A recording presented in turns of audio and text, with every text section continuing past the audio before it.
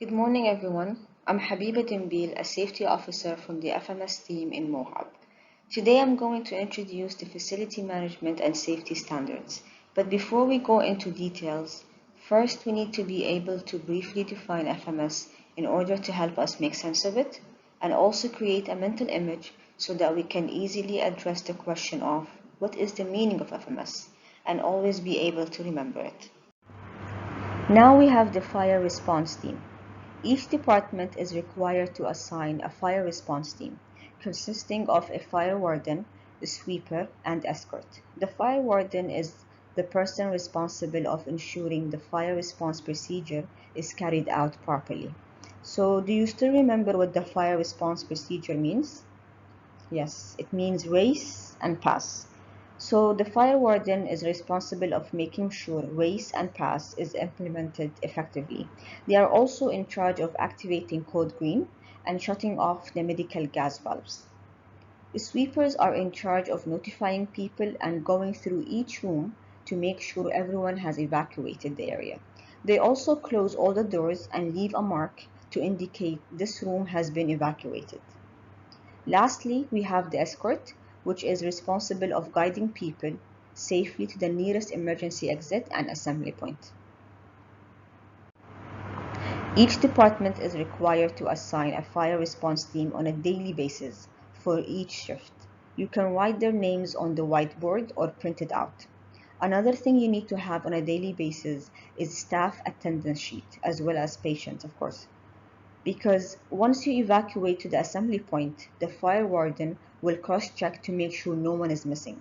And if someone is missing, the fire warden will inform civil defense once they arrive.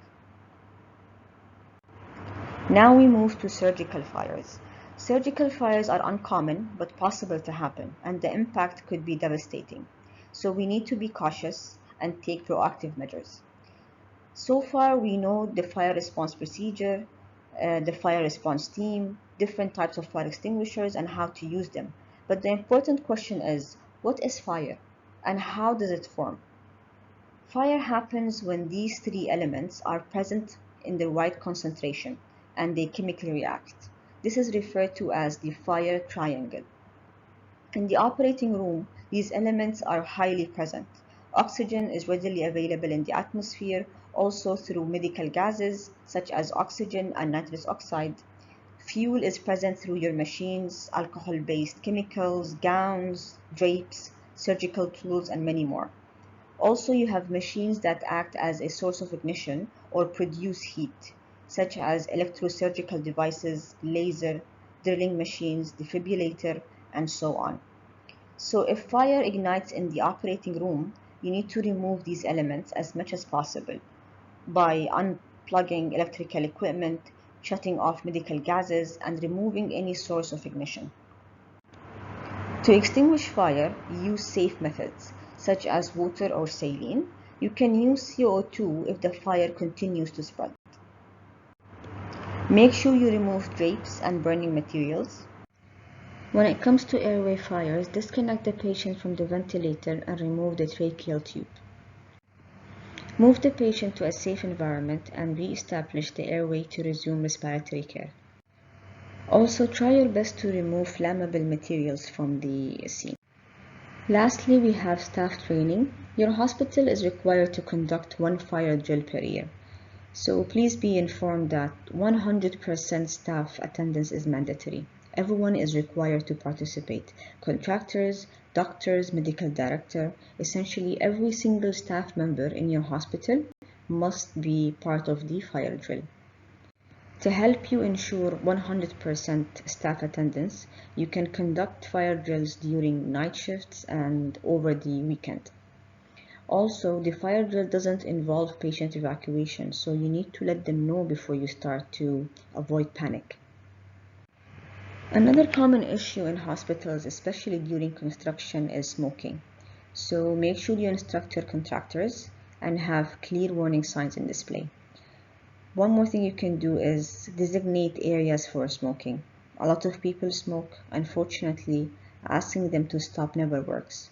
So at least what we can do is make sure they are not harming other people as well by accidentally causing fire. Now we have the medical technology plan. This plan focuses on managing the purchasing, testing, preventive maintenance, recall, and training process of your medical equipment.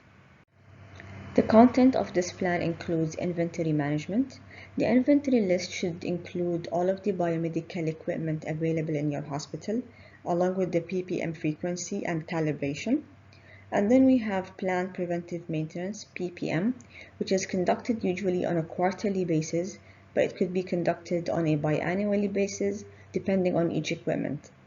And then we have corrective maintenance, reporting of equipment problems, reporting of medical device incidents resulting in death, serious injury or serious illness of any individual, and lastly, education and training to ensure the staff are knowledgeable and well prepared.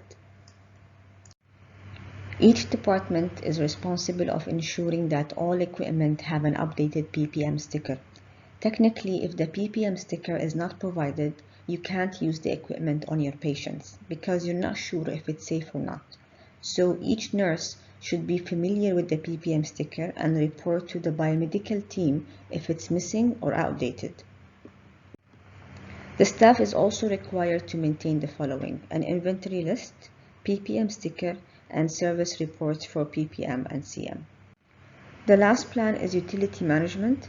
The aim here is to ensure reliable utility systems are provided 24/7 within your hospital. Utility systems include water, electricity, medical gases, HVAC system, and IT services. The hospital should ensure availability of water supply 24/7 with sufficient pressure. Also, the water should be tested for Legionella, total bacterial count, and chemicals to ensure it's safe for consumption and use. Your hospital should also be connected to a generator to ensure continuous power supply in case of emergencies. The UPS is provided to all critical care equipment like ventilators, monitors, surgical lights, and also for the computers and medication refrigerators. The aim here is to ensure uninterrupted power supply. Now we have medical gas cylinders. Safe handling and storage of medical gas cylinders is very important because we have many accidents that are caused as a result of poor storage or poor handling of medical gas cylinders. So firstly, make sure each cylinder is provided with a status tag, and also hazard symbols are available and correct. For example, the hazard type of oxygen is oxidizer and compressed gas, so make sure the right symbols are displayed. You need to segregate cylinders based on the type of gas and also whether it's empty or full. So commonly you have oxygen, medical air, nitrous oxide, and so on. So for each type of gas, you need to separate them accordingly. All cylinders must be stored in an upright position and kept in trolleys, racks, or chained to prevent tipping, rolling, or falling. Each medical gas cylinder comes with a gauge, so if the indicator is in the red zone, 500 psi or less, that means it's empty and needs to be refilled. This is another type of a pressure gauge that is also available in some hospitals. So if the indicator is in the black zone, 35 kPa or less, it also means that the cylinder is empty and needs to be refilled. Finally, we have the reporting procedure. For any incident, staff must fill the incident report using OVR. Now you have a new automated system that is beautifully designed, so it should make incident reporting much easier for you. I know some staff find it difficult or let's say tedious to report, but you have to remember reporting is an essential aspect of ensuring safety. It allows you to improve weak points and areas of concern. So speak up and voice your concerns. Different types of incidents to be reported include property damage, occupational illness, unusual or dangerous occurrences. You see, once you report these incidents, the FMS committee will investigate them, create an action plan to make sure they don't ever happen again.